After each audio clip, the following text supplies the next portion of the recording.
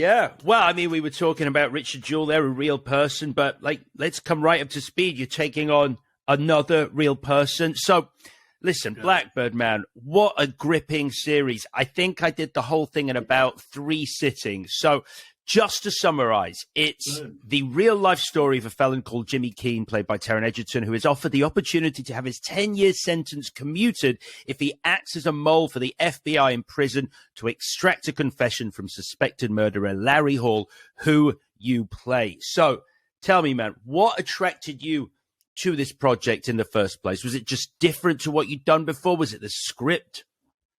You know, I there's this thing with actors, and I can't say it's all actors, but I think a lot of them, I can safely say, a lot of them want to play odious people. It's not because they themselves are bad people. It's because who wouldn't want to kind of play something crazy or gross or sinister and kind of not have to feel bad about it? There is something innate in humans that makes that an attractive idea. Larry Hall's crimes are of a nature that I would not want to portray, even for some creative kick. It had more to do with Dennis Lehane's writing. The fact that my dance partner is Taron Egerton. And at the time, I didn't even know who the rest of the cast was going to be. They hadn't all been chosen or deals hadn't been put in place. So, you know, imagine my surprise when it's like, oh, Greg Kinnear is going to be doing scenes with you.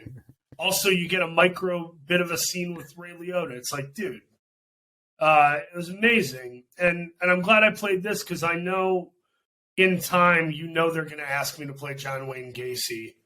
You know they're going to be like, hey, you're fat and kind of weird and a pretty competent dramatic actor.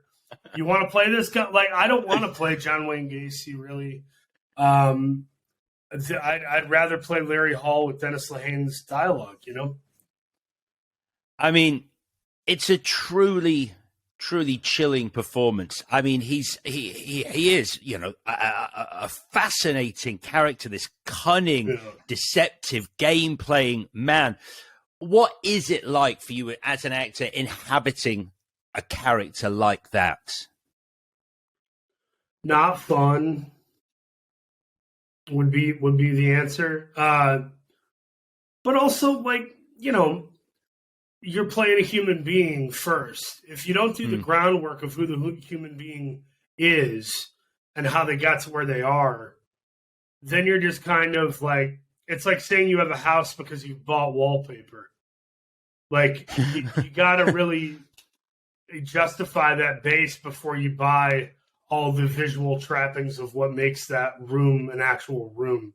And with Larry, that veritable room was built really well with the backstory of the emotional abuse of his father, the sort of scientific medical abuse of having your nutrients kind of feasted on by your other twin in the womb. Like there were just enough things where I went, yeah, I can't understand how he kills and rapes women. I don't understand that, but I can understand some of his emotions and resentments and fears that were then part of the, you know, concoction that stirs the cauldron. I get the makings of some of that. And that's really helpful because then you're not twisting your mustache and playing a villain. You're playing a broken, psychotic person, which we have broken, psychotic people running our country over here. I don't know about you. It's not that shocking to us over here. Yeah. You mentioned your dance partner, Taron Egerton. How was it having someone to work so close to this? Because this is a study of these two characters' relationships, these two men's relationships. How was it having someone who allowed you the space, I guess, to improvise and experiment and perhaps approach scenes in different ways, in different takes? It's all about communication, right? That's what married couples who've been together for 30 years. Communication. Acting is not dissimilar. Acting is, and you know, some actors are like, don't tell me anything. Let's keep it fresh. We're just going to go into it. And I'm like, okay, but don't get pissed off at me if I make a choice and you don't like it, and then you act like I'm ruining your process. It's like, it makes way more sense to talk it out previous and to make sure there are ground rules, almost like an intimacy coach. There should almost be some creative coaching as far as what are the boundaries, what are we trying to accomplish, and know that I will always do the scripted version, and I will always make sure the director and studio, showrunner, whomever, are getting what they need before I start to dance outside of the lines, And I think Taron got that, and I think sometimes when I would improvise or try something, it would then spark him to have a spontaneous response, and some of that stuff ended up in the final cut.